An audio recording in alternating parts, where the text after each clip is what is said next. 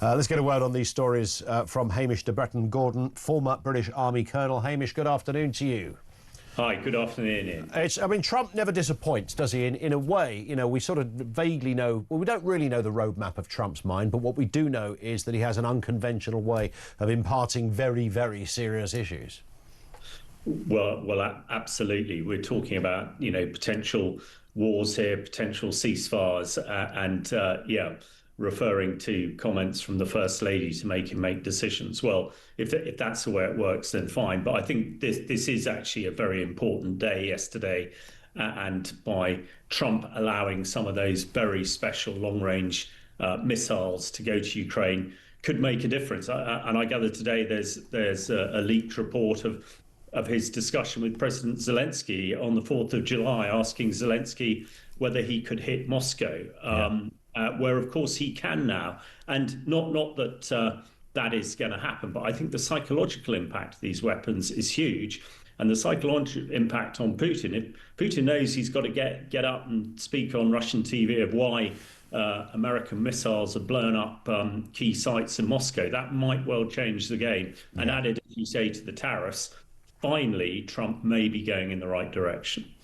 What was also interesting, I thought, Hamish, was that he was, when he was giving that press conference in the Oval Office, Mark Rutte, the head of NATO, was also at his side, and he also talked about supplying weapons to NATO countries, NATO members, in order to facilitate Ukraine as well. So is that a case of Trump sort of bringing everybody into the fold? So this looks like more of a global effort against Russia, as distinct from just America helping Ukraine.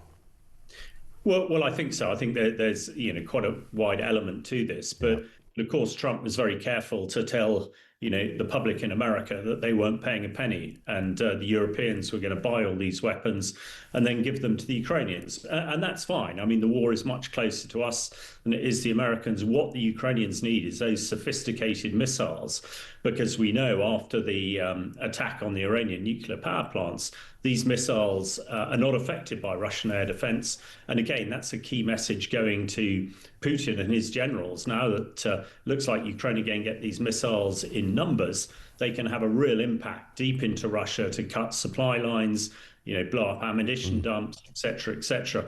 And the final bit on this, Ian, is his army is pretty much at culminating point. It's pretty static at the moment, and if he starts to go backwards because of these missiles, hopefully that will bring him to the peace negotiation table quicker than anything else. Yeah, although there's another part of me that can't imagine Putin just standing up and saying, yep, OK, Mr. President, I've heard what you've said.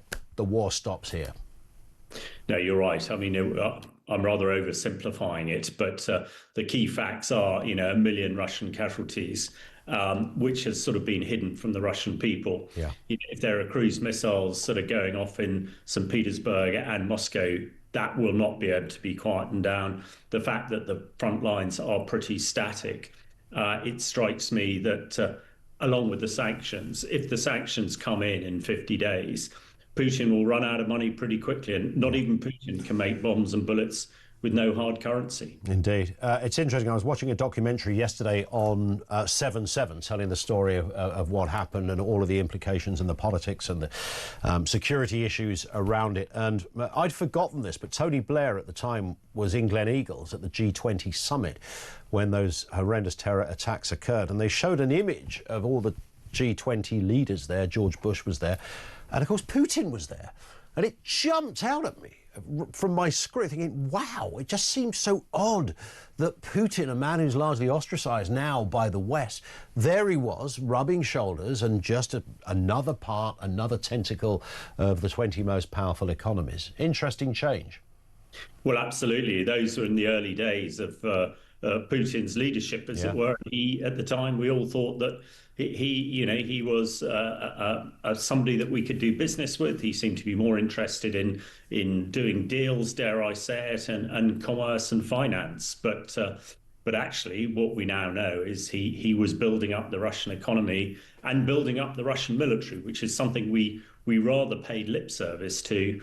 And recently, in the last 5 or so years, he's been telling everybody that he wants to recreate the old Soviet Union, USSR. Yeah.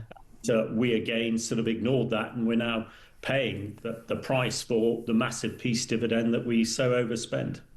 Well, we're going to watch with interest. The next few days will be revealing on this one. Be failing as well, Hamish, not to get a word from you on this extraordinary story just broken over the last 2 or 3 hours. British military data leak exposing the names and details of 100,000 Afghans to the Taliban, risking obviously huge fears.